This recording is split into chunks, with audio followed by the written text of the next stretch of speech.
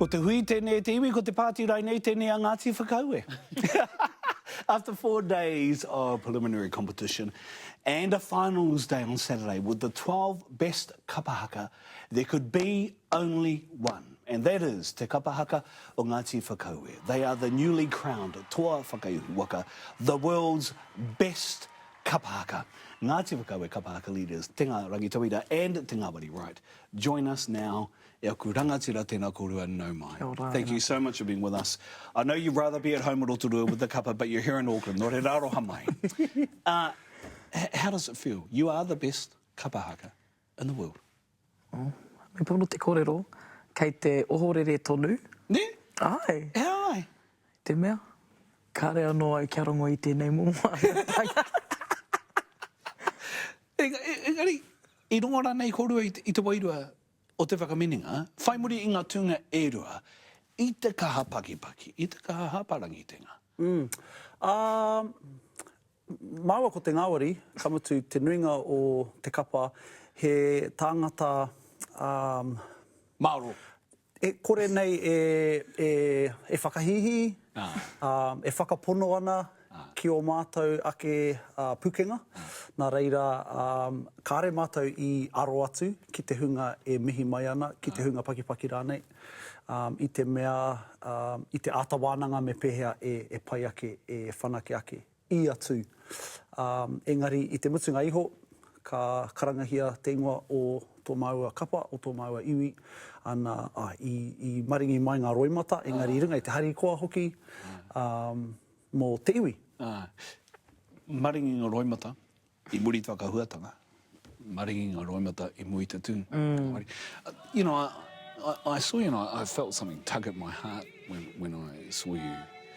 Because you were obviously not only affected by the moment, but being at home on your mum's side. Yeah, ai tika. So, he oranga ngākau, ka rewa te ngākau te hoki atu ki te kāinga.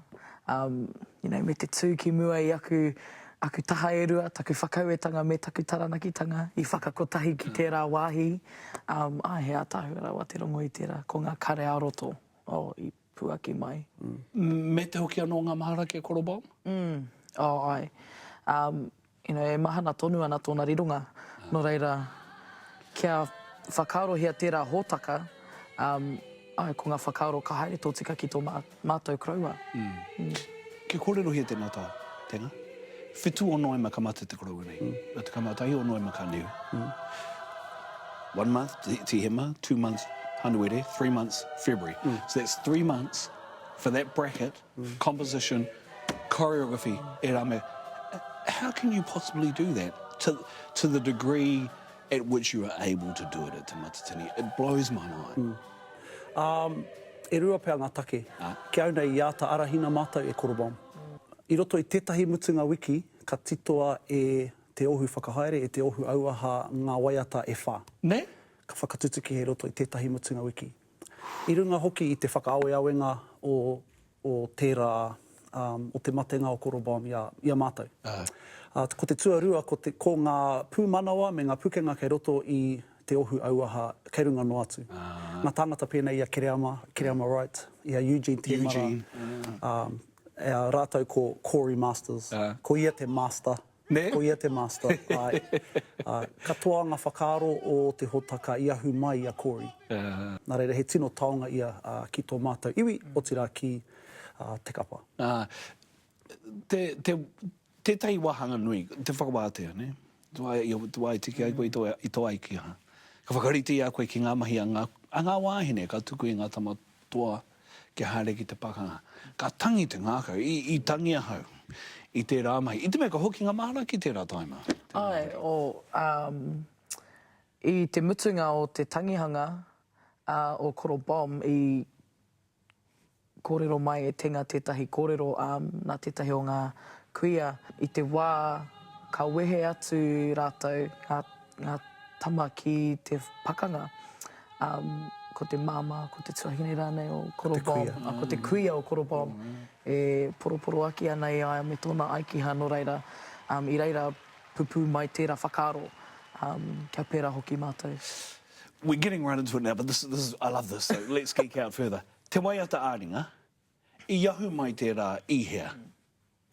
Ia kori, I wāna mahi rangahau, kia mohi o koutou e te iwi, he wairua kaumātua tō kori.